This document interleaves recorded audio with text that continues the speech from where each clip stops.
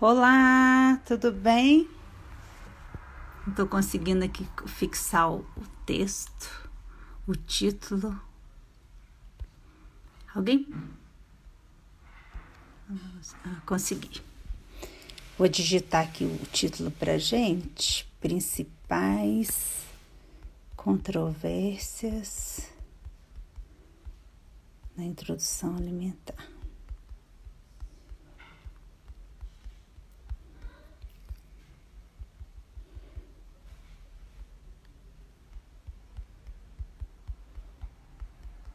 Colocando aqui, agora vai dar certo. Olá, boa tarde. Vamos começar conversando do que a gente mais gosta, sobre o futuro dos nossos filhos. O pessoal tá entrando, tanto de gente conhecida, muitos que eu conheço pessoalmente, muitos que eu já fiz amizade por causa do Instagram, né? A gente fica morrendo de vontade de conhecer todo mundo, né?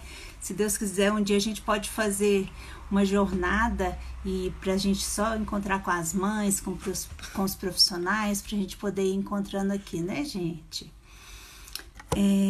Nossa, hoje eu assisti uma live que depois eu gostaria que vocês até assistissem, que ficou gravada no Instagram do Dr. Mauro Fisberg. Vocês vão adorar, sobre dificuldade alimentar. Nossa, mas muito interessante. Eu acho que vale muito a pena depois todo mundo assistir essa live dele. Foi na hora do almoço. Mas ele fala de um jeito tão simples, de um jeito tão agradável e dá um apoio para as famílias tão grande. Nossa, muito, muito interessante. Depois vale a pena vocês assistirem essa live lá dele, que já está no IGTV, então fica por mais tempo. Vou ver se eu consigo digitar aqui. Não estou conseguindo o Instagram dele, mas eu coloco também no Stories para vocês, tá? Ontem, na live de ontem, eu esqueci de falar duas coisas muito importantes pra gente, tá? Aqui tá um pouco escuro, vou abrir um pouquinho a janela aqui. É a respeito dessa moda que está tendo agora de usar para bebês e para as crianças abaixo de 2 anos, os leites que a gente não pode chamar nem de leite, que são esses, eles falam leite de amêndoa, leite de arroz, leite de castanha, leite de coco. Isso é muito sério, viu, gente? Até 2 anos de idade, a criança... Ei, Letícia, tudo bem? A criança, ela precisa receber, de preferência, o leite materno e, na ausência do leite materno, uma fórmula infantil adequada para aquela criança. E a gente até falou por que a gente não dá o leite de vaca in natura, nem aquele leite de vaca de caixinha, né? A gente já explicou isso ontem para vocês.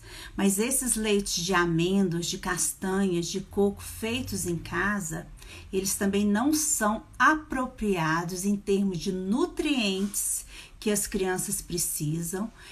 A maioria deles não vão ter quantidade de cálcio, mesmo a gente comprando aquele leite caro, que às vezes a gente compra no supermercado de castanha, de amêndoa, e faltam os outros nutrientes. Então, se você tiver um filho até 2 anos de idade, o leite que a gente está pedindo para a gente oferecer não é esse leite.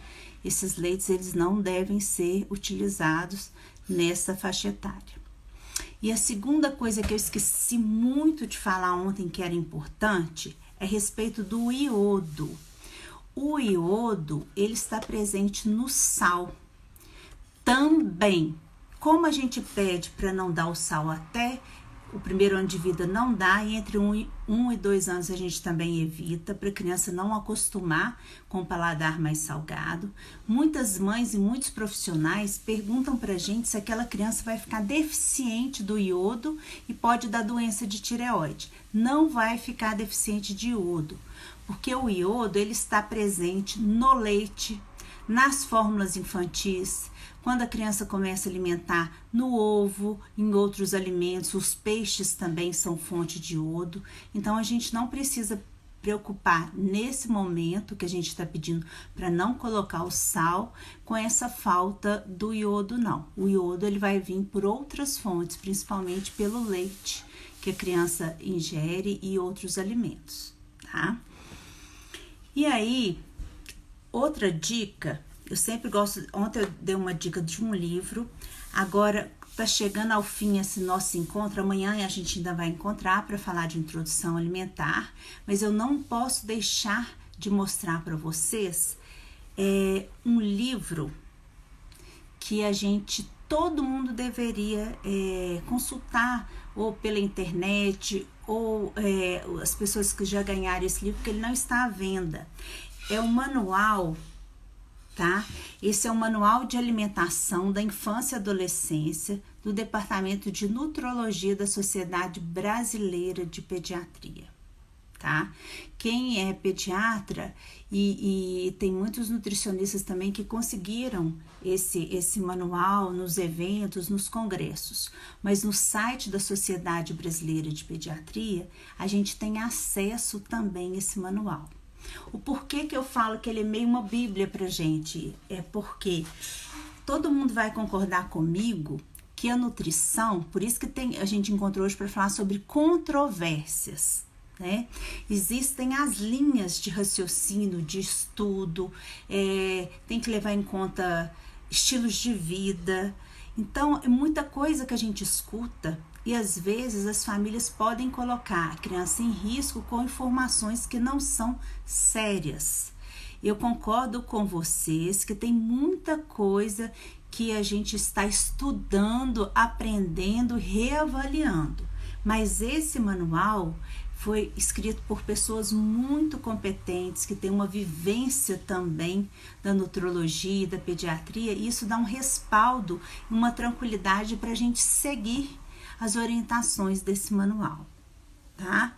Então, eu acho que vale a pena a gente ter ele como referência nas nossas orientações para as famílias, quem que for da área de saúde que estiver me escutando, e os próprios pais também podem ter acesso. E esse site da Sociedade Brasileira de Pediatria, ele tá muito interessante, que ele tem muitas dicas importantes pra gente, tá?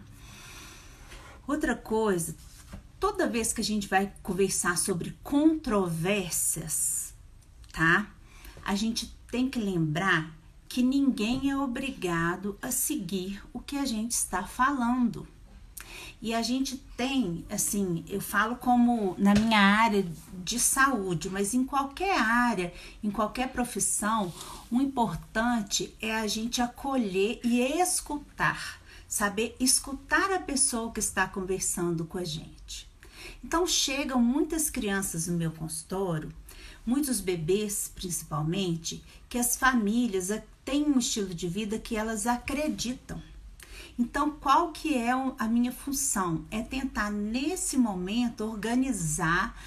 Se eu vejo que tem alguma coisa que pode gerar alguma coisa de ruim para aquele bebê ou para aquela criança, eu como profissional tenho que avisar, porque aí a família vai correr atrás para ela procurar resolver isso. Então, eu vou contar um caso aqui, uma história que me impactou muito. Chegou uma criança de 1 ano no consultório, que a família tinha hábitos muito naturais.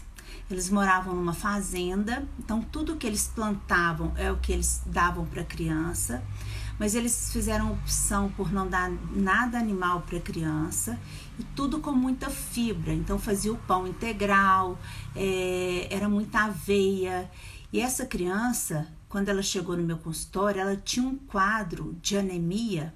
Anemia é aquela doença, anemia por falta de ferro, né? Que a hemoglobina da gente fica muito baixa. Ela tinha, tá cortando muito, será que é a minha internet? A de todo mundo tá cortando, gente? Me dá um retorno se vocês estão achando que tá cortando. Hoje a internet daqui de casa, aqui tá normal? Tá, vocês vão me avisando, viu, gente? Que hoje aqui a internet não está muito boa. Eu até coloquei no 4G, mas está tendo problemas também. Então, voltando ao caso, essa criança chegou no consultório, da Camila tá cortando. Vamos ver se eu colocar o carregador aqui, vamos ver se melhora um pouquinho, gente. Deixa eu ver aqui pra vocês. Vocês vão me falando, tá? Se ainda continua cortando muito. E ela chegou no consultório, me chamou a atenção, ela muito branca, muito pálida, e o exame de sangue, nos últimos anos, foi o pior exame de sangue em termos de anemia que eu peguei. Essa criança com 1 ano, mamando muito leite materno, mas com essa alimentação muito errada. Então, eu vou começar a falar a primeira controvérsia. É a respeito do uso de alimentos integrais no primeiro ano de vida. Os alimentos integrais são alimentos nutritivos, ricos em fibras, ricos em muitas vitaminas, mas esses alimentos, essas fibras, elas podem competir, principalmente nas crianças menores, na absorção de alguns elementos como o ferro e o zinco. E a gente sempre fala que as alimentações nesse início da vida, dessa alimentação complementar, elas devem serem ricas em ferro e em zinco, porque a criança precisa, e só o leite materno ou só a fórmula infantil não são suficientes para poder suprir essa demanda do ferro e do zinco principalmente. E essas fibras em excesso ou na alimentação, elas podem prejudicar a absorção do ferro e do zinco. Então, aquela criança no primeiro ano de vida que ela recebe uma quantidade exagerada de fibras, né? E aí as fibras, eu não vou falar só do arroz integral, do macarrão integral, não. Eu vou falar às vezes da maçã com casca, ou às vezes dar uma quantidade maior de feijão, ou às vezes pode dar quinoa, muita aveia. Então, nas quantidades exageradas, isso não é uma coisa interessante para a gente poder oferecer. Então, esse excesso de fibra, ele também pode levar até um não funcionamento adequado do intestino e aquela criança apresentar quadros de constipação intestinal sérias por conta do excesso de fibras. Então, eu oriento as famílias que nesse primeiro ano de vida seria interessante não oferecer. Ei, Rose, tá boa? Bom te ver. Esse primeiro ano de vida, a gente não, se possível, não oferecer os alimentos integrais, igual eu falei para vocês, o arroz integral, ou pão integral, ou macarrão. E depois, aos poucos, a gente vai fazendo um rodízio. Também não precisa oferecer todos os dias o arroz integral depois nas outras idades. É um hábito interessante, mas também a gente balancear e fazer um meio termo. Tá? Para menino maior, eu adoro fazer farofinhas e colocar quinoa na farofa, mas aí a gente vai seguindo também. E aí a gente vai lembrar, então, essa questão de absorção dos nutrientes. Quando a gente vai escolher os alimentos para fazer uma alimentação, a gente tem que pensar em conjunto dos grupos alimentares. Existem alguns alimentos, igual eu coloquei das fibras integrais, que podem atrapalhar a absorção de nutrientes daquela refeição. Assim como o leite de fórmula ou leite integral, se ele for oferecido logo após as refeições principais, isso também pode competir na absorção desses nutrientes e atrapalhar tudo que a gente queria que a criança recebesse naquele período de alimentação dela. Vou ressaltar também 2 outros alimentos, que é a beterraba e o espinafre. A beterraba e o espinafre, eles são ricos também nessas substâncias que diminuem a absorção de outros nutrientes que são bons. Então, Denise, eu quero introduzir beterraba. Pode introduzir, mas que não seja constantemente, que não use todos os dias da semana, porque pode levar a alguma alteração aí a curto prazo. Então, a gente tudo é o equilíbrio, pode oferecer sim, mas numa quantidade e numa frequência que não vai atrapalhar a absorção desses nutrientes principais na infância, tá? Agora, eu vou falar de outra controvérsia, que é a questão das dietas restritivas. Então, eu vou começar pelo glúten. Virou uma moda as pessoas, sem terem diagnóstico de doença celíaca, retirarem o glúten da alimentação, pensando, a beterraba, Carol, também atrapalha o ferro e o zinco também. A beterraba, ela atrapalha bem mesmo também. Então, a questão do glúten virou uma moda, e falando que ele é inflamatório, assim como o leite de vaca. Só que eu vou repetir aqui para vocês que eu falei muito durante essa semana. Cada organismo reage de uma maneira e metaboliza aquele alimento de uma maneira. A gente não é o que a gente come, a gente é o que o nosso alimento funciona dentro da gente, como que a gente consegue absorver e metabolizar aquele alimento. Então, nós temos que ter muito cuidado para a gente não começar a copiar o que a nossa vizinha está fazendo, principalmente quando entra em dietas restritivas, porque criança, ela tem que ter acesso a todos os grupos alimentares, a não ser que ela tenha uma alergia. Por que tem surgido tantas crianças com seletividade alimentar? Talvez por essa nossa restrição em exagero ou de dividir alimentos em ruins e bons de uma maneira que a criança não consiga entender. Então isso faz muita confusão na cabecinha dela. A Letícia está falando da questão da beterraba ser rica em ferro, mas o ferro que existe na beterraba é um ferro que a biodisponibilidade dele é baixa, então não absorve tão bem, né, Letícia? Está me ajudando ali a responder isso. Obrigada, viu, Letícia? E dessas modas, então eu comecei falando, gente, a Érica é a nossa oftalmologista pediátrica, que me salva sempre, nossa, eu ligo para ela, eu encanto, sábado, domingo, me ajuda até com os meus pacientes. Érica, seja bem-vinda. Então, gente, eu falei do glúten, tá? Que não tem essa necessidade de retirar, mas quando introduzir o glúten? Ontem a gente falou que o glúten, ele deve ser introduzido após os 6 meses de idade, tá? E o que não se sabe ainda é a quantidade de glúten que a gente tem que dar para esse bebê que seja saudável. Mas a criança tem que ter contato com o glúten. O glúten, só para relembrar, ele está presente no macarrão, ele está presente no pão, em outras farinhas, na farinha de trigo e nas farinhas.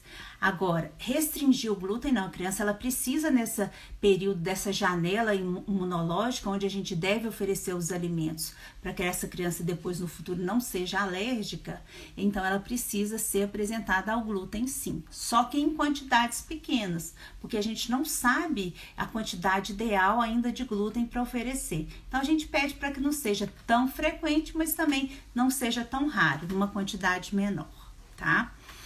Então, eu já falei do glúten. Agora eu quero falar para vocês dessa moda da low carb. Doutora Lígia, minha linda, que eu adoro, pediatra muito bacana. Low carb, respeito, tem as indicações sérias da low carb, que tem um resultado muito bom para adulto. Criança, bebê, não tem que ser low carb. A combinação do nosso arroz, que a low carb abomina tanto, muitos que não fazem a low carb direitinho, porque quando a gente discute com o pessoal da low carb, que é sério, que estuda, eles não colocam tanta restrição, não, eles só organizam as quantidades dos carboidratos e colocam quais que eles preferem, mas eles não colocam proibido também não. Então assim, a criança ela vai ter o contato com o arroz e com o feijão, né? O feijão também eles consideram que tem um pouco de carboidrato, mas essa combinação de arroz e feijão é uma combinação muito rica de nutrientes. E o Brasil, graças a Deus, que tem essa combinação, principalmente nas populações mais carentes, isso salva. Então, não é por isso que a gente vai restringir. Hoje, gente, é tão chato também, né? Nas reuniões que a gente frequenta, né? De amigos, tudo aí começa. Não, aquela ali não come isso, aquela ali tá na low carb, aquela ali é isso. Isso é muito triste. Eu acho que a gente veio no mundo para comer de tudo, mas da quantidade certa e do jeito certo, né? E a gente também nem sabe muito bem a quantidade certa, ainda é variável de pessoa para pessoa. Mas eu quero que quando eu falo quantidade certa, para não ter exageros, né? Porque às vezes a gente também vai tomar água o dia inteiro em exagero, também vai fazer mal, né? Tudo que é feito em exagero aí, a gente não deve ser feito, tá? Então essas dietas restritivas têm as linhas. Agora eu queria falar muito a respeito do veganismo e do vegetarianismo. Essas famílias, elas precisam ser acolhidas, elas precisam receber informações de qualidade. A gente já falou na distribuição do pratinho do bebê, que a mãe vai seguir essa dieta vegana, que vai ser dividido em 3, e a gente vai dar todo um suporte para que essa mãe consiga, que essa bebê, essa criança consiga receber tudo que ele precisa para ele desenvolver, e vamos orientar o aporte de vitaminas adequados também, que esse bebê precisa de fazer de reposição das crianças que forem adotar esse estilo do vegano ou do vegetarianismo. Mas a gente não vai condenar e a gente vai acolher e respeitar, tá? Salvo, né, assim, fazendo essas observações. Falo rápido, né? Tem hora que eu empolgo, eu falo demais, vocês me desculpem a rapidez. Agora eu queria falar outra controvérsia. Aí, mas até não é muito controvérsia em termos da gente conversar assim aqui no Brasil, não. É controvérsias a nível mundial. A Carol tá perguntando assim, que toda criança vegetariana precisa suplementar, principalmente de vitamina B12 e vitamina D, ferro, precisa sim. Essa criança precisa de receber uma suplementação na maioria das vezes, viu, Carol? E o que a gente vai discutir agora é o que introduz primeiro, né? Se são as frutas ou se são os legumes, né? Os vegetais de uma maneira geral. Isso também ninguém consegue chegar a uma conclusão. E aí a gente vai respeitar as questões culturais daquele país, daquela família, mas não tem errado e certo. E os estudos que acompanham as crianças a longo prazo não conseguem mostrar que as crianças que receberam os legumes e verduras primeiro antes da fruta, que depois vão comer isso com mais facilidade. E como a gente hoje não está esperando muito tempo para começar com a papa principal, com a refeição principal, que deve ter o legume, né, e a verdura incluída, então a gente não está tendo esse problema, não. A gente acaba que está começando tudo ao mesmo tempo mesmo. Então essa discussão do que começar primeiro vai levar em consideração o que a família acredita e a questão cultural daquela região e das possibilidades daquela família, mas não tem certo ou errado, mas a criança precisa entrar em contato com esses alimentos depois de 6 meses, o mais rápido possível, tá? Agora, uma coisa muito legal, que chama quantidade. Ah, doutora, mas quanto da batata que eu vou colocar na papinha?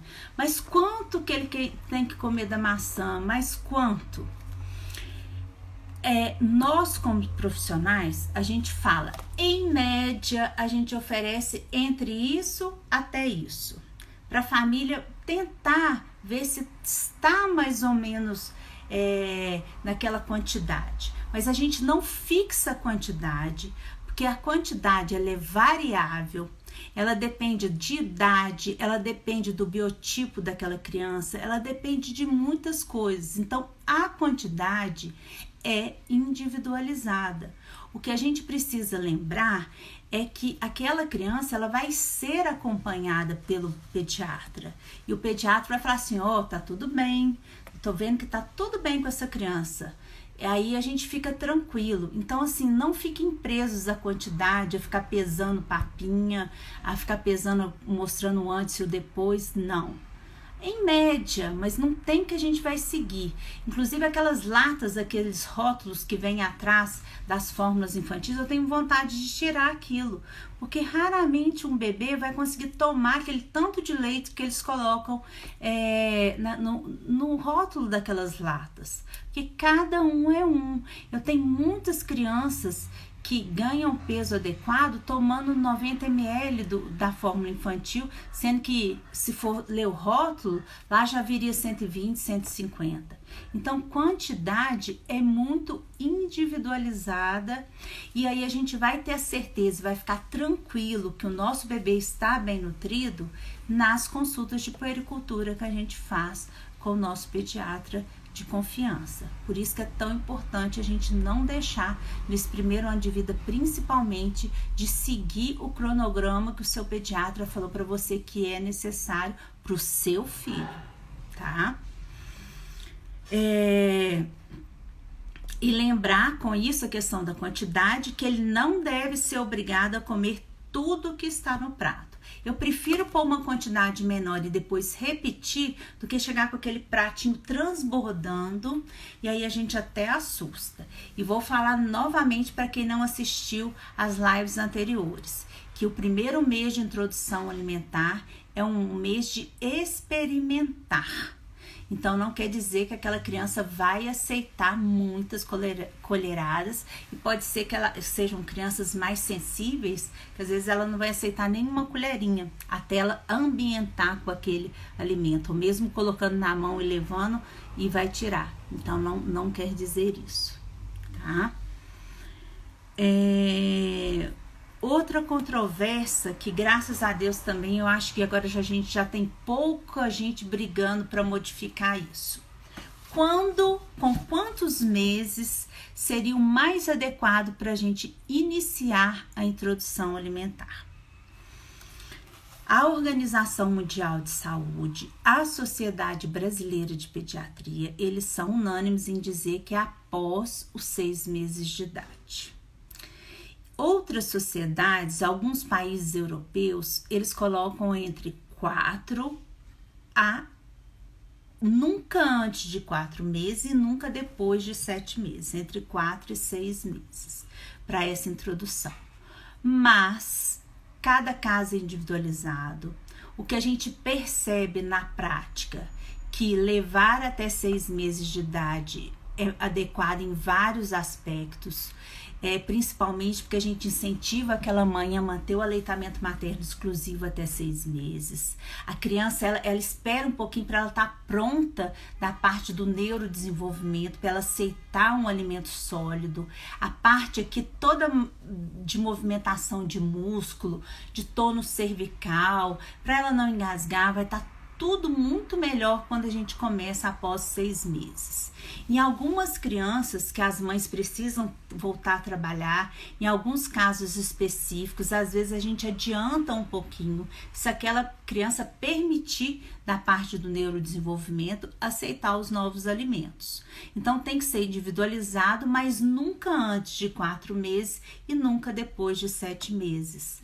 Então também nem muito para cá, nem muito para lá, porque aí a gente vai ter repercussões negativas para aquela criança. O prematuro, a criança prematura, a gente tem que levar em consideração, na maioria das vezes, a idade corrigida e o neurodesenvolvimento, para que a gente não tenha surpresas. Porque se a gente começa com esse prematuro, ele não estando preparado, ele pode ficar traumatizado, começar a vomitar o alimento e aquilo gerar traumas e a longo prazo levar a quadros de seletividade alimentar, tá? Alguma pergunta, gente, até agora? Alguma coisa que vocês queiram aí que eu esqueci de responder? Porque aí eu vou passando, às vezes eu não consigo ler todas as perguntas, vocês vão repetindo aqui para mim, tá? Agora, outra controvérsia. Qual o melhor óleo para a gente utilizar para preparar os alimentos? Lembrando que até 2 anos de idade, principalmente, a gente não usa alimentos pobres em gorduras, a gente vai usar, são gorduras que têm um benefício maior para a criança precisa receber uma quantidade adequada de gorduras em 24 horas, principalmente pensando no neurodesenvolvimento, porque as células cerebrais, assim como as células do nosso corpo, elas precisam da quantidade e do tipo de gorduras adequadas. E a gente dá muita prioridade para as gorduras, fazer escolhas de gorduras poliinsaturadas, que é um tipo de gordura, que sejam ricas em ômega 3, porque o ômega 3 ele vai ser importante para o desenvolvimento visual e, repetindo aqui, para o neurodesenvolvimento e para a imunidade desse bebê. Então, a mãe que está amamentando, ela deve receber uma suplementação de ômega 3, se ela não está conseguindo alimentar os alimentos ricos em ômega 3. E os bebês, que não são alimentados, recebendo esse ômega 3 via leite materno, as fórmulas infantis hoje, a maioria das fórmulas, elas são acrescidas de ômega 3 também, para suprir essa falta quando não tiver o leite materno. E a quantidade de ômega 3 do leite materno, ela é variável de acordo com a alimentação da mãe. Por isso que a gente tem que avaliar, às vezes, a suplementação dessa mãe em relação ao ômega 3.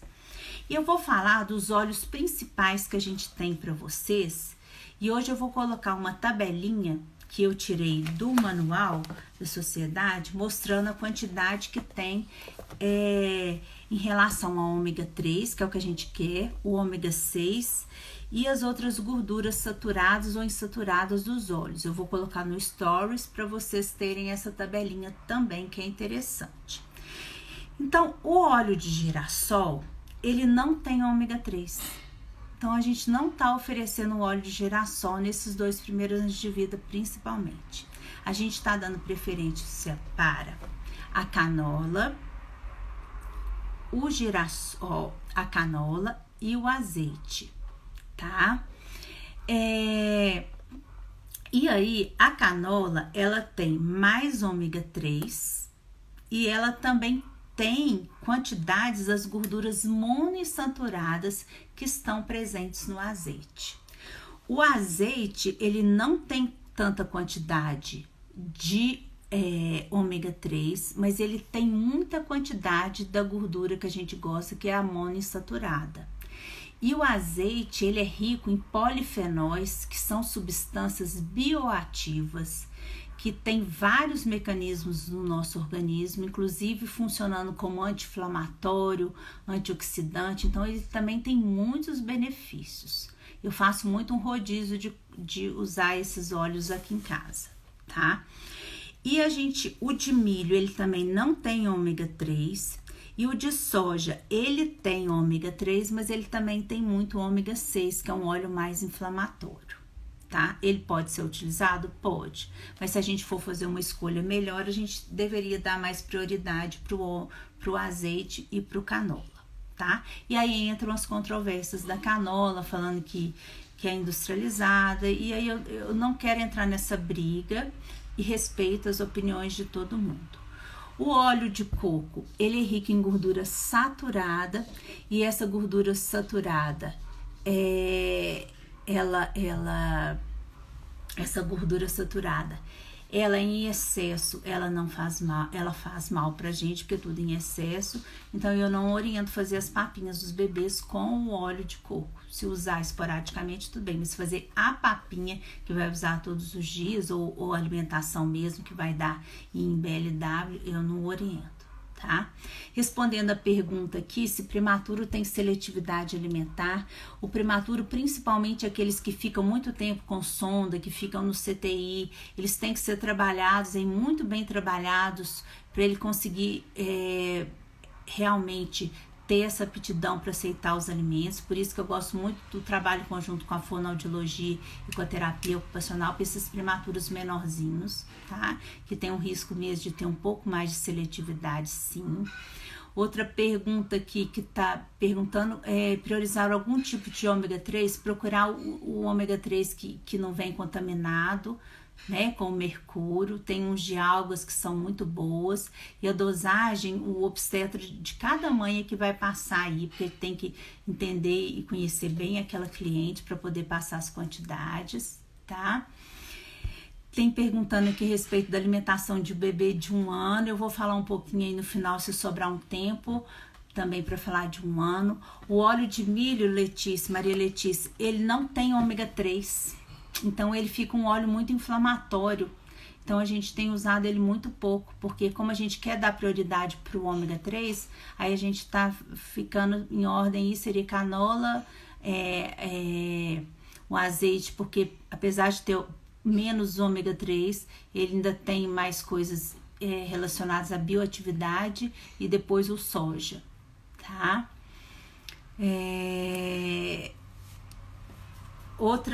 Depois eu vou falar um pouquinho, viu, a respeito dessas crianças de 1 ano aí, só para a gente acabar de falar aqui as controvérsias. Outra controvérsia, e que a gente discutiu, teve uma live só para isso, foi a respeito de qual maneira que a gente vai oferecer BLW, Bliss ou as papas amassadinhas, nunca batidas, nunca passadas na peneira. E aí a gente chegou a uma conclusão, e é o que eu falo aqui para vocês. A gente tem que pegar as coisas boas de todos os métodos e a gente tentar colocar. Então nós priorizamos, a gente não preocupa se vai ser em pedaço, se vai ser na colher, se vai ser amassado. A gente preocupa se aquela família está envolvida em propiciar uma alimentação participativa. O bebê é ativo na alimentação.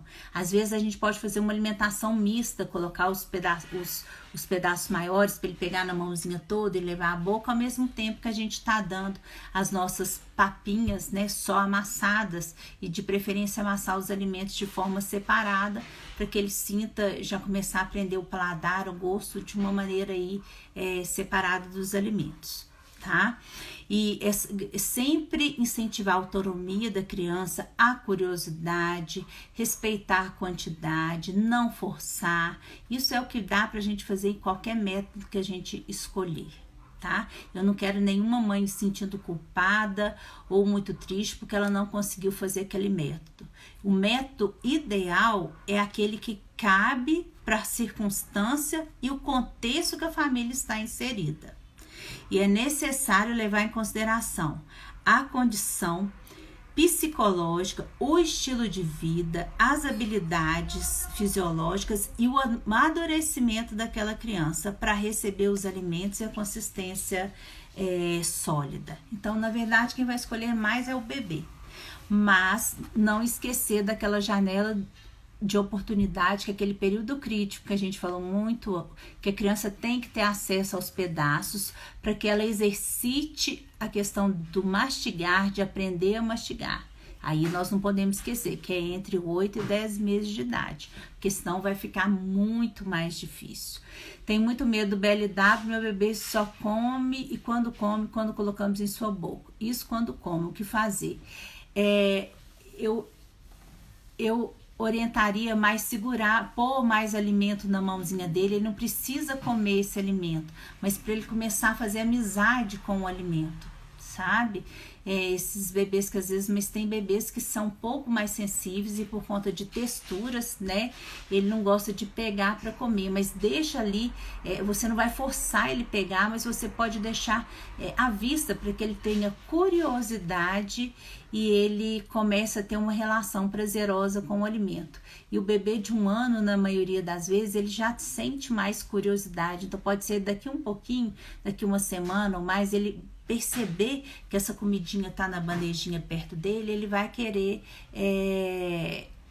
pegar nesse alimento direitinho.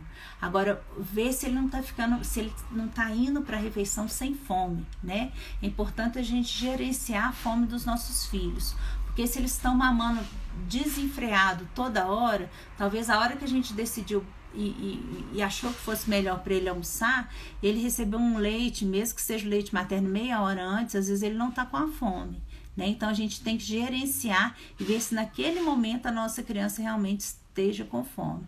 É uma das coisas que muita criança às vezes não aceita os alimentos, é porque a gente enche ou tira a fome com outros alimentos que não seria o que a gente acha necessário de oferecer naquele momento, tá? Outra coisa que eu queria falar para vocês aqui, de controvérsias, eu acho que acabaram. Então, é a respeito do uso do integral, é a respeito de quando introduzir, o que introduzir primeiro, a quantidade, o método, se vai ser BLW ou não, né? As fibras, que a gente vai tomar muito cuidado com as fibras. E como a gente vai sobrar um tempinho aí pra gente, eu queria falar alguns recadinhos. Se você, durante todo esse processo de aprendizado do seu filho na introdução alimentar, Se você perceber alguma dificuldade, se você perceber que não está dando certo, converse com um profissional que esteja acompanhando o seu filho. Talvez ele vai te fazer algum encaminhamento ou ele mesmo vai te orientar. Isso é importante. Quanto antes a gente receber as informações corretas, aquilo vai durar muito menos tempo. Não sai fazendo as coisas assim, Denise, ele não quis aceitar, eu liguei a galinha pintadinha e ele ficou assistindo, comeu tudo. Não é isso, gente. Não comece a fazer as coisas erradas para que seu filho comece a aceitar a quantidade que você queria que ele comesse. Escute ou preste atenção, às vezes ele vai comer sempre muito pouquinho, é dele, ele não precisa de tantos alimentos. Às vezes outros vão comer um pouquinho a mais, né? O bebê começar a falar e a nascer o dentinho tem a ver com alimentação. Quando eles começam a nascer o dentinho, aí também às vezes pode atrapalhar um pouco a alimentação, que dói. E eles ficam muito sensíveis e às vezes começam a não aceitar.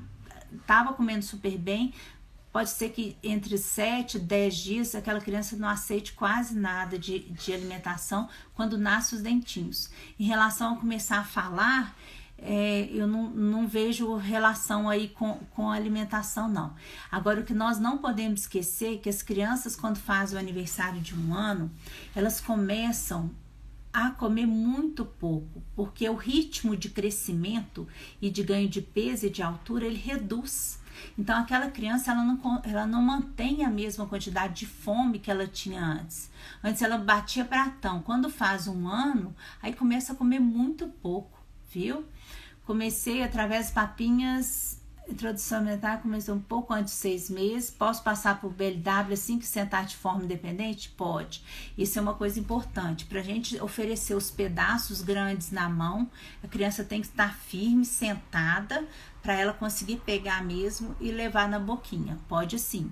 Eu adoro sempre colocar uma comidinha para a criança ir mexendo. Ela vai, na verdade, prestar atenção nessa comidinha e a gente também vai dando a outra comidinha amassada. Mas pode sim oferecer um pouquinho.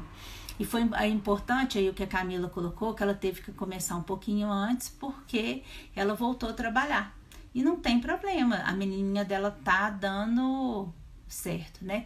O risco de engasgo, a gente já colocou que no BLW e na alimentação tradicional, os trabalhos científicos mostraram que o engasgo, ele é o mesmo, mas se a família preparou aquela alimentação nos cortes adequados. Então, no início são pedaços maiores que cabem na mãozinha para a criança pegar dessa maneira. Com 9, 10 meses a criança já tem pinça, às vezes ela consegue pegar um pedaço menor, mas sempre tudo muito cozido, nunca cortado em formas redondinhas, porque podem, ou ovaladas, que podem, né, fazer com que aquela criança engasgue, né? Então tem isso. Agora lembre-se, criança tem que sujar a mãozinha, tem que sujar essa região para criar um pouco de amor para esses alimentos aí, né? Pra gente não ter depois não ter aqueles meninos que não podem nem encostar, não pode ficar sujo hora nenhuma que já fica com problema, né? De novo falando que não tem receita de bolo. Para cada família a gente faz uma orientação. Todas as informações que a gente falou aqui nesses dias todos foi para tentar organizar de uma maneira geral, porque também se a gente começar sem nenhuma orientação, pode ser que a gente perca no meio do caminho, né? O que mais, gente? Quais outras perguntas aí que eu deixei de responder para vocês? Deixa eu ver aqui. Aqui tá falando questão que só amamenta o bebê de 1 ano, né?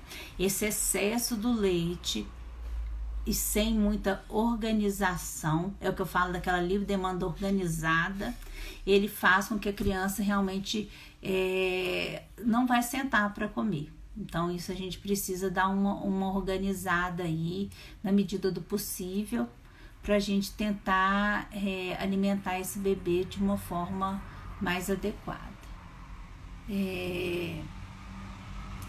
O ômega 3 eu já respondi. O bebê prematuro, eu acho que que as perguntas principais aqui eu respondi, viu? E a doutora Estefânia tá entrando. E eu tenho recebido muitas perguntas aqui também a respeito da constipação intestinal. A doutora Estefânia, que é gastropediatra, está entrando. Eu estou até lembrando aqui que foi uma coisa que eu não comentei muito mais vezes com vocês. Essa introdução alimentar... Ah, Cláudia, você falou que eu não respondi a sua. Você pode digitar de novo para mim, Cláudia, a sua? Eu não vi a sua pergunta aqui. Você digita para mim, Cláudia, fazendo favor, a sua pergunta que eu vou responder sim, tá?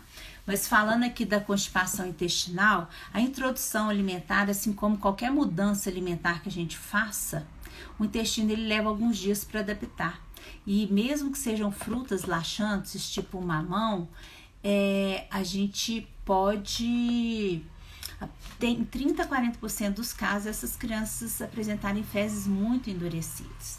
E a gente orienta a aumentar a oferta de água, colocar uma dose extra do óleo, do azeite que você vai usar na comidinha, dar preferência para os alimentos que soltam mais. Eu adoro aquela moranga do Dia das Bruxas, que cada um chama de um nome. Eu gosto muito daquela papinha de ameixa, que já vem pronta também para dar, para ajudar, para normalizar o intestino. E a gente checar se essa criança não está recebendo uma quantidade aí exagerada de fibras também, que é o que a gente comentou no início aí da apresentação de hoje. Cláudia, você não digitou aqui ou eu já respondi? Você me avisa, viu? Então, eu acho que para hoje é só, viu, gente? Eu aguardo muito vocês amanhã no nosso encerramento, viu? Beijo grande para todo mundo. Ah, digitou agora. Vou esperar aqui, Cláudia. Faltou a minha. Tiziane entrou. Mas engraçado, Cláudia, você tá digitando, mas não chegou aqui. Vou aguardar aqui a sua pergunta. Essa live vai ficar gravada, que agora eu aprendi a gravar no IGTV. E aí vocês entram no IGTV do Bicho Papinha e já coloca, dá para assistir quem não conseguiu assistir ela toda, tá? A live de ontem está gravada, Tiziane, está no IGTV, direto no IGTV do Bicho Papinha. E tem muita gente que a gente precisa atualizar o Instagram para que a gente consiga ver as lives que estão sendo gravadas agora, tá? Ah, Cláudia entrou. Meu bebê de 9 meses só come a papinha doce. Para salgada tem que colocar a banana? Olha, tem algumas crianças, Cláudia, que apresentam essa preferência mesmo, que você está colocando aqui. Ai, que bom que você colocou, viu, gente? Tem alguns bebês que a gente começa com a fruta. Quando a gente vai dar a papa principal, eles assustam muito com o sabor amargo dos legumes. E aí, o que eu oriento é a gente sempre colocar alguma coisa que puxe mais pro doce. Aí, o que seria mais pro doce? Essa moranga que eu falei para vocês do Dia das Bruxas, tá? Ela puxa mais pro docinho, a baroa, e aí pode colocar a banana assim. Fica uma delícia, a gente come arroz, feijão e a banana amassadinha, eu adoro. Isso é um hábito de infância que eu ainda levo, pode, não tem problema. Maiores, Lígia, muito obrigado, viu? Importante aí essa sua declaração, viu? Um beijão. E meninos maiores, né, que já comem saladas cruas, eu coloco muita manga na salada, abacaxi, que eles adoram, mas para os meninos maiores da salada, né? Mas o fato de amassar a bananinha também fica muito gostoso aí, não tem problema. E aos poucos o paladar dela vai acostumando. O arroz também para os meninos que às vezes não conseguem essa transição da papinha de fruta para papinha principal, eu coloco o arroz também, dando prioridade para o arroz, eles gostam, tá? E seria interessante você não colocar tanta coisa numa sopa. Às vezes você vai restringindo um pouquinho o grupo alimentar e em uma semana você vai aumentando a quantidade de grupos de oferta. E hoje, falando nisso, eu lembrei, a gente vai lembrando uma coisa, puxa a outra, né? Mostrando o Dr. Mauro, que eu falei, Fisberg, que deu uma live muito interessante, ele colocou o seguinte, aquilo que a gente também comentou, mas eu queria enfatizar, que se que vai existir alguns alimentos que o seu filho não vai aceitar nunca, mesmo você oferecendo 8, 10 vezes, mas tudo bem, em cada grupo alimentar a gente tem várias opções. Então, se ele não gostou da couve, tem o alface, tem o agrião. Se ele não gostou do agrião, tem a rúcula. Então, tem muita coisa. Então, a gente não precisa ficar preso a só um alimento. Não, ele tem que gostar do brócolis, ou ele tem que gostar do chuchu. Não, ele deve gostar e a gente oferecer mais dentro daquele grupo as variedades. Mas a gente realmente tem alimentos que a gente não vai aceitar, não adianta. Não adianta. E aí, aos poucos, a gente vai descobrindo. Por isso que é legal, fica tão bonitinho, é o diário da introdução alimentar. É tão bonitinho. E depois, quando eles ficam grandes, pra gente ler aquele diário, é emocionante. A gente fica com o coração muito emocionado de mostrar. Igual a gente faz aquele diário da amamentação, mostrando, né? Ainda mais que a gente não fica esquecendo qual sei que ofereceu primeiro, qual que vai oferecer depois, quanto tempo. É muito legal a gente ter esse hábito de fazer, né? De começar a preparar esse diário da introdução alimentar. A Lúcia tá falando aqui para respeitar a criança. Nós precisamos respeitar mesmo. Respeito acima de tudo. E isso vai refletir em respeito para tudo na vida daquela criança até quando ela crescer, né? Viu? Beijo grande para todo mundo. Até amanhã na nossa despedida. Fiquem com Deus.